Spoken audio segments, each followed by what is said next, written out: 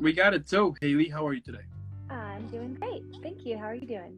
I'm doing fantastic. I mean, what better way to start? Yeah, what better way to start the weekend with someone as badass as you? You know what I mean? Oh, thank you. Absolutely, absolutely. So, welcome to the show. As I said, it is so amazing and awesome to have you here. And jumping straight to the interview. Tell me how your whole acting career started. My whole entire acting career started when I was very young, actually. My mom was a costumer at her local theater, Cool. and my dad was away for business, and so she would bring me and my sisters to the theater with her when we were just very young age. Yeah. Would be, she would do dress rehearsals and everything like that. And I think I was 3, and I was like, I want to be in the next one. My mom was like, what? And I was like, yeah, I want to be in the next one. And she was like, all right. And it kind of just started there, I quickly found an agent at age 6, Linda McAllister in Dallas. Okay. She was, in the audience of one of the plays and got picked up there and, did a lot of commercials right away, ended up touring with Barney, the purple dinosaur, Cool. for a year That's in the cool. Yeah, 99, that's cool. 2000. Okay. And was like really just like swept up with the whole, acting, and I really just fell in love with it.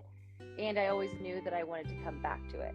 I took a break, got super into sports, and, focused on my life outside of acting, like making your friends and just, going to school and getting wrapped up into sports and such like that. So, and then I went to school for acting and theater in San Diego, and then moved to LA, and here I am, continuing to trudge right along.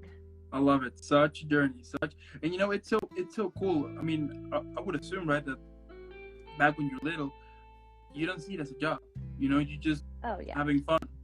100%. And I was lucky that my parents were never like big, like stage moms, quote unquote, that like you have to do this, because at a certain point, I wasn't going to school. I was on the road all the time.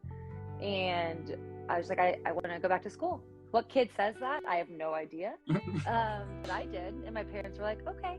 So I kind of gave it up for a bit.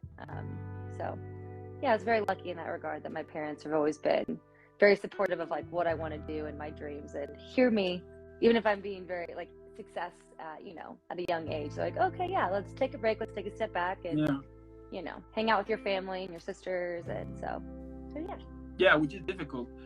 I mean, it is difficult, and also, like back when you're little and you want to do something. I mean, it happens to like a lot of people. The fact that your parents, in order to protect you, they would try to guide you to the traditional way, which is you go to school, finish school, go to college, get a degree, find a job in a corporation. Right. That's it, right? So the fact that on your case, they went the opposite way. It is really cool, and also at the same time, I would assume that it's just a lot more fun, and 100%. And you don't have like that typical stress of having to deal with the same routine over and over and over and over again. Yeah, of course. There is stress on the other side of it, right? Because you don't have that routine, you don't have that stability. It's it's a dream, and I'm definitely going for it. And I'm happy that I am, and I'm happy that my parents, support me, not financially, obviously, but like, yeah, like you could do it kind of support. But, it's also hard that, I'm also, a lot of my friends have like very like intense careers and that like track. And I'm like, okay, here we go. Yeah, I couldn't be happier, and I'm going to continue to do it until I don't love it anymore. And that's really all it comes down to. So yeah. But funny enough, every now and then I would say I miss school. Oh yeah, see, I know. Every once in a while I would like nerd out and color code my notebooks, and I don't know why, but I would. So. Yeah. So, like, especially when you need to pay bills, or do like grown up stuff. You're like, oh, I miss school so much. Oh yeah, but being a grown up is overrated. Never growing up. Totally, That's my plan. Yeah. But it's so interesting, because when you're little, you want to be a grown up, and when you're grown up, you want to be a little kid. Yep. So interesting that, and well, yes, here we are. So, and like as time went by, tell me, like, what were some of the challenges that you started to realize on your career, and what kept you going? You know, I mean, there's a lot of challenges with acting. Financially, kind of we touched base on, other people going set on careers and having retirement and like all of this stuff. And, acting, you really have to kind of put all your eggs in this basket and like focus, but LA's expensive. So you have to have all these different side jobs and you have to hustle and you have to like work really hard. It's not just going to fall into your lap, So, I mean, challenges financially, being able to keep a job, like other jobs, while also being open and available, like when you do book things, there's a lot of jobs that are like not okay with like, hey, actually I booked something, I'm gonna be gone for a month. They're gonna be like, oh, okay, bye. So that was definitely a challenge, just surviving in LA, with the rent and the different jobs and just like keep going. That's really one of the challenges, so. And how you overcome those challenges? You just have to stay motivated, and keep pushing yourself and keep your eye on the prize and keep remembering like those moments where like, what am I doing? Like you're paycheck to paycheck, and it's just like the touching back into the reason of like why you started it in the first place. Okay. Because I love it, and when you're on set and you're surrounded by like your cast and crew, you're like, this is why I'm doing it. This is why I'm pushing through everything, because I want to make it past the hard part. I mean, it's always going to be hard for sure, but I want to get to the part where it's just like all acting all the time and all, Yeah, full time. Absolutely. Yeah, I love it. And I like how you usually prepare a character. Now we understand, of course, that it depends on the role, but like what are the usual steps that you always take in order to get this character? I read through the script cover to cover like 2-3 times, like just right off the get-go, and then really break down her, just like all of her essence, you know what I mean, like the basic stuff, and then you go a little bit deeper, right, the things that aren't on the paper. You come up with her backstory, like, where did she come from before this, and really kind of dig deep into that character. And I really do, I would say, like incorporate method acting into my acting, not like full on like I'm that character all the time, but bringing in that like emotional like rawness of the character and kind of putting myself in those situations. Like for when I was Kelsey Voorhees in 13 Fanboy, she had PTSD and all this trauma about witnessing her grandma being murdered in front of her as a kid, and not being able to help, because when you're this child and you're seeing something horrific in front of you and you physically cannot help or do anything, you are just hopeless, and you feel like you're not strong enough, so I really did just put myself, or try, I've never seen anybody get murdered, thank God, but really put her, like myself in her shoes, and witnessing somebody that you love, that you would really just cannot imagine your life without, dying in front of you and not being able to do anything. And so for Kelsey, she had a much darker past, and so I would listen to the type of music that she liked, which is not the music I like. I would go on runs and I would listen to like almost like screamo metal, like angry, like turmoil, like rah, but again, I'm not talking smack on that type of music. It's just not the type of music Hayley listens to, and so I would go on long runs and just listen to like different music that kind of like, it makes you feel a certain way, and I also trained, I did like some MMA stuff and boxing, and really learned like self-defense stuff, because I tried to really put myself in her character. Because have you seen the movie 13 Fanboy? Oh, okay. No.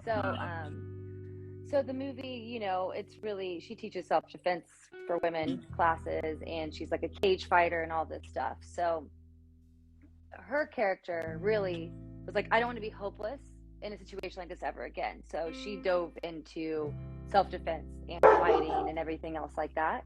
So it helped training, for that mindset. So really but like you said, every role is different. That's what I did for Kelsey. And I really enjoyed playing her and hoping to play a second one. So fingers crossed. Cool. Yeah. By the way, something real quick. If you hear dog barking, I live with 3 dogs, so it's kind of a little bit impossible for them to stay quiet here and there. So it's okay. You're fine. I have a dog too. So. I Okay. might start joining. And back here, yeah, it is. That's so interesting, and I mean, and I also would assume that it is hard. The fact when you are trying to live something that you haven't to, but you need to make it as real as possible. Like you just mentioned, that the fact to be witnessing a murder in front of you. I mean, like I would assume that when you are like in this process, it can take you to a very kind of moments in which you're like kind of a, I would assume like a little bit frustrating or desperate because you don't know exactly like how to make it as real as possible, right? Yeah, I guess I've been acting for a long time. It was never like those challenges Yeah. because I am very empathetic person too. So like I would just get myself so worked up and I was like, oh my gosh, I'd like call my sister, like people, that I would kind of put in the shoes of the person like that I was loving, Okay. and watching die, So I mean, it wasn't a problem of like, oh, how do I make it real? It was just like, okay, like this is not real, Hayley. But I mean, of course, everybody has different challenges, but that one wasn't mine at the time, so that's good. Okay.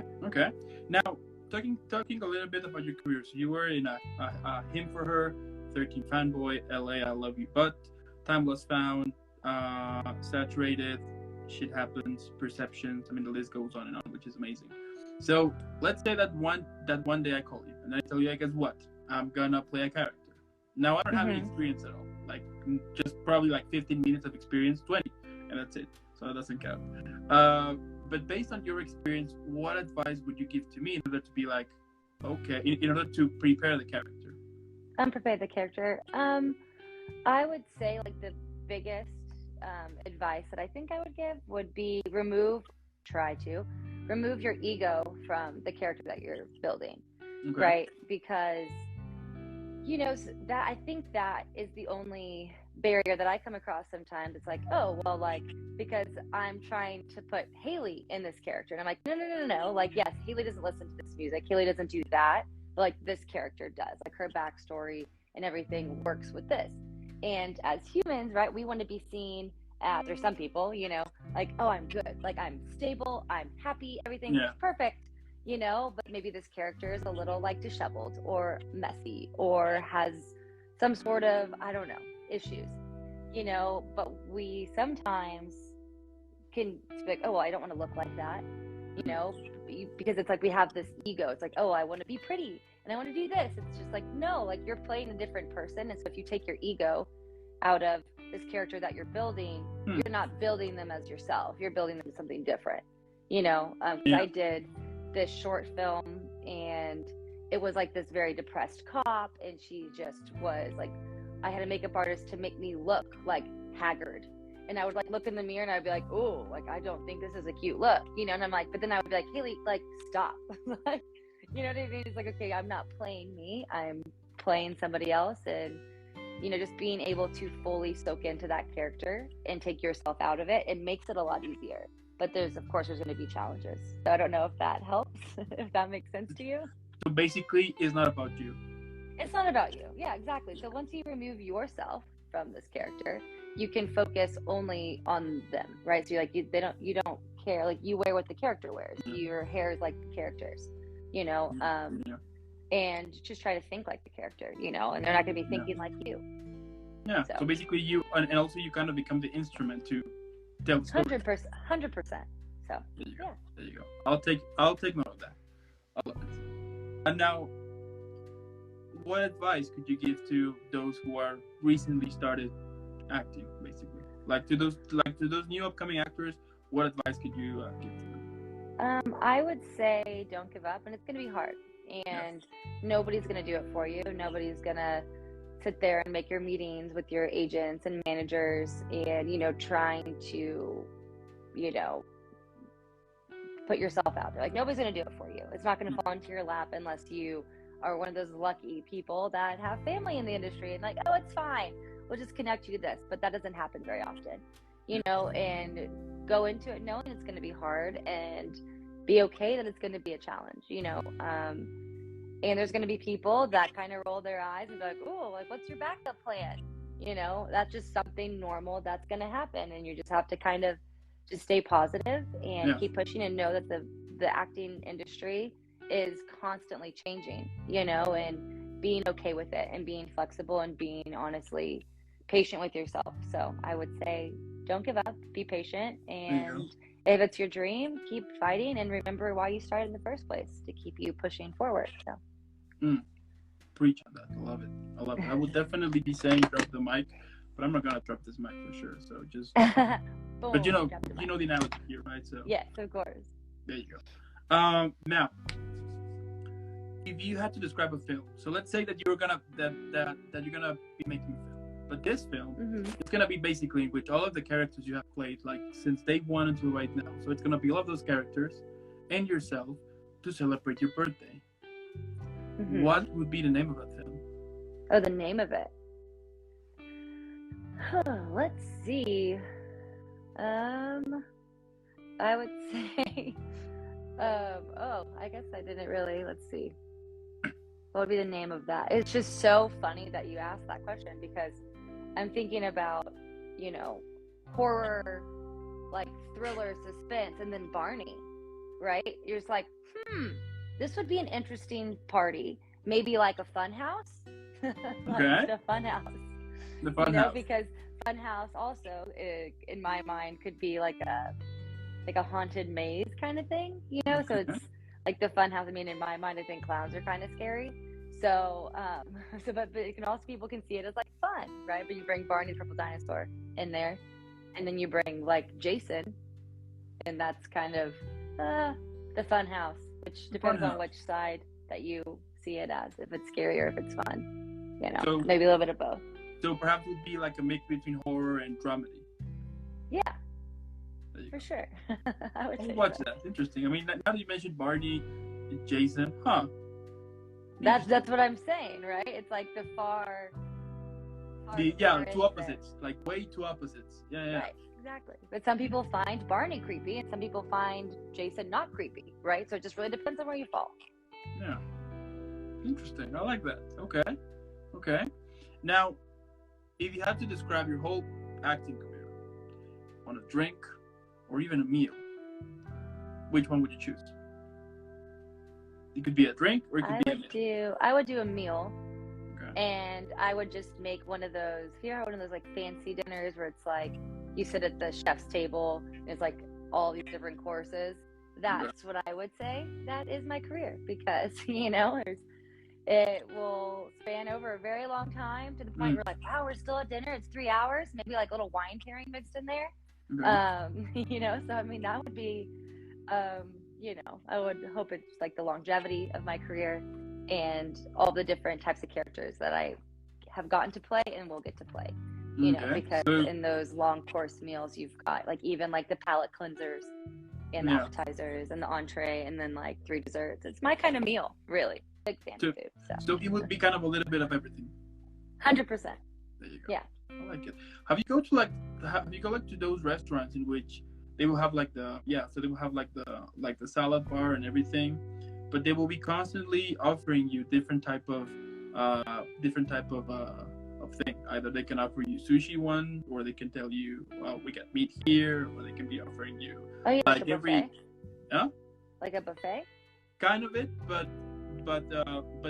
like the waiter will like there will be like multiple waiters besides the regular waiters, but they will be carrying different type of food, and they will be just walking between tables here and there to offer something. Okay, like at a wedding, like a tray pass kind of thing. Yeah, kind of. Yeah, kind of like that. Variety, different, you know. Yeah. Lengthy. Okay. So yeah, I'll take it. That's what, if I had to compare my career to a meal, that would be it. A very long one. So. There you go. Yes, I love it. Now, what about describing your whole acting career on a book, movie, TV show, even a play or a musical? Why not? What would be the title of your career? The title of my career. The title of my career. Epic? I'll just say that. And what would it be? TV show, movie, play, musical? It would be a movie, you know. I think, you know, because I don't have like when I started acting, like I didn't start with the big connections, right? So I've worked the 4 jobs, you know what I mean? So, and I've hustled to get to where I am, and I'm still hustling. Like my hustle has not stopped. There you go. You know, so at the end of this career, when I'm old and gray, I want to look back, and the title of my movie, if it would be a career, would be epic, you know, because that's what I am manifesting. There you go. Okay. Yeah. And then the sequel, it's gonna be badass. So we're gonna have epic and badass. Yeah, perfect. There you go. I I like love where it. your head's at. I'm gonna make sure to tag Netflix, HBO. You never know. Perfect. You never know. You never know. I love it. Now, like, what motivates you? You know, we all have those days in which, regardless of how good things are or not, we want to quit. You know, we have this thought that it might be like a waste of time. I mean, like getting inside into all of these toxic thoughts, it's always way too easy, right? But for you, what usually puts your feet back on the ground so you can continue on this journey that you have been building for so many years now? I would say what motivates me is like the little victories, you know, because you might go on a stretch of time where you're not booking anything, you know, but you have those really close calls. You get put on a veil for, you know, a big show, and you get compliments from the casting director, you know, and you get into these doors in the first place. You might not book it, you know, but it's that like, okay, you know, you are doing the right thing, you're getting in the right doors, and you're making people notice you. And those victories are just as important as like the booking, I really think, because that's what's always kind of kept me going.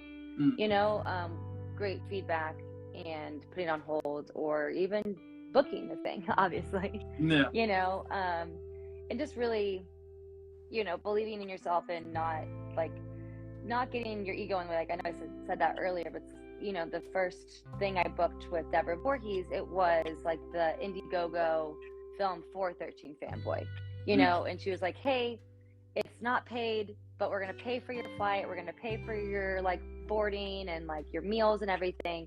She's, you know, and she's like, but like you could potentially get the lead in the movie that we're making, you know. And at first you're like, oh, like it's not really getting paid. I have to take like a week or like 4 or 5 days off of work, because when you're living paycheck to paycheck and you're acting and you're bartending and you're managing, like, you know what I mean? You're like, oh, like, can I take off 4 days without getting paid and still make my rent? Yeah, totally. You know what I mean? Totally.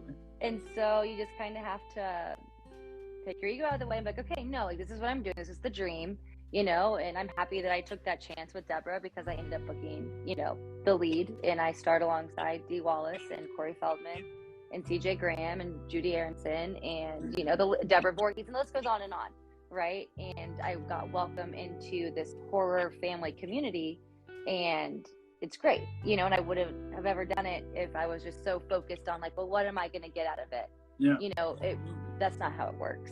You know, you got to put the time in, you got to start wherever you get the opportunity, and then keep fighting for the roles that you want, you know, so yeah, that's that.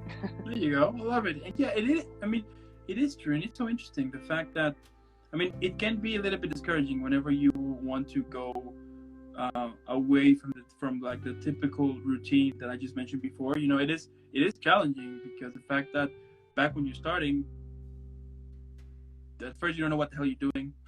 There's gonna be like a lot of mistakes on the road, of course. But yet again, I mean, I understand now that it's part of the process. In order for you to start for you to start to receive income, there's gonna be moments in which you might not receive it, but you kind of have to do it in order to either learn something new or to kind of connect yourself, network, 100%.